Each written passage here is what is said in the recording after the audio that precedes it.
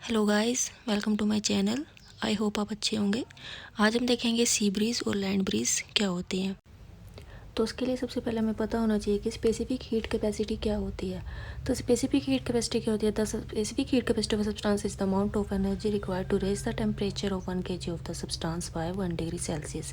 यानी कि किसी भी सब्सटेंस का अगर हम 1 kg लें और उसका 1 डिग्री सेल्सियस हमें उसका टेम्परेचर रेज करनी हो तो हमें उसके लिए कितनी अमाउंट ऑफ एनर्जी उसको प्रोवाइड करानी पड़ेगी।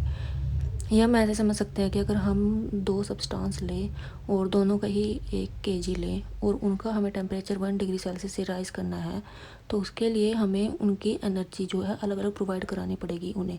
तो जिसके लिए हमें कम एनर्जी प्रोवाइड करानी पड़ेगी उसकी स्पेसिफिक हीट कैपेसिटी कम होगी।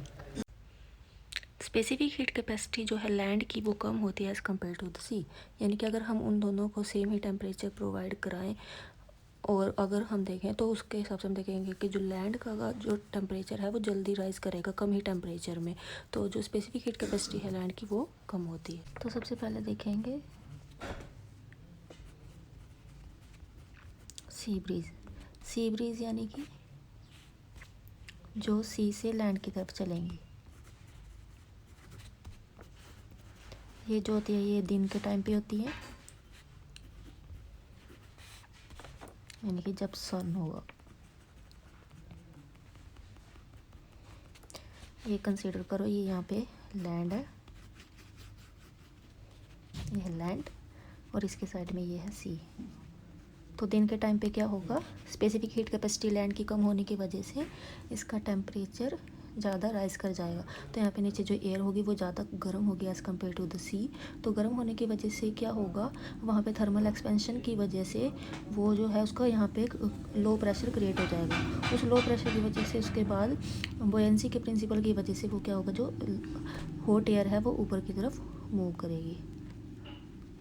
तो उसके बाद क्या होगा, जो सी की यहाँ पे एयर है वो as compare to the land air वो क्या है, ज़्यादा ठंडी है। तो उसकी वजह से क्या होगा, यहाँ पे कन्वेंशन का फिनोमेना आ जाएगा जिसकी वजह से क्या होगा कि जो ये कोल्ड एयर है वो हॉट एयर की जगह ले लेगी। तो यहाँ पे जो हमें एयर है वो कहाँ से कहाँ दिखाई देगी, सी टू लैंड। अब देखेंगे लैंड ब्रीज। लैंड ब्रीज मतलब जो लैंड की तरफ से चलती हैं, यानी कि लैंड टू सी की तरफ। ये होती है ड्यूरिंग नाइट। तो सेम कंसेप्ट लगेगा स्पेसिफिक हीट कैपेसिटी का। इसमें भी क्या होगा, ये लैंड है, ये सी है, मून रात का टाइम है। तो यहाँ पे क्या होगा, रात के टाइम पे स्पेसिफिक हीट कैपेसिटी जो है लैंड की कम है। तो वहाँ पे क्या होगा, उसकी वजह से जो इसका सरफेस है वो ज़्यादा जल्दी कोल्ड हो जाएगा।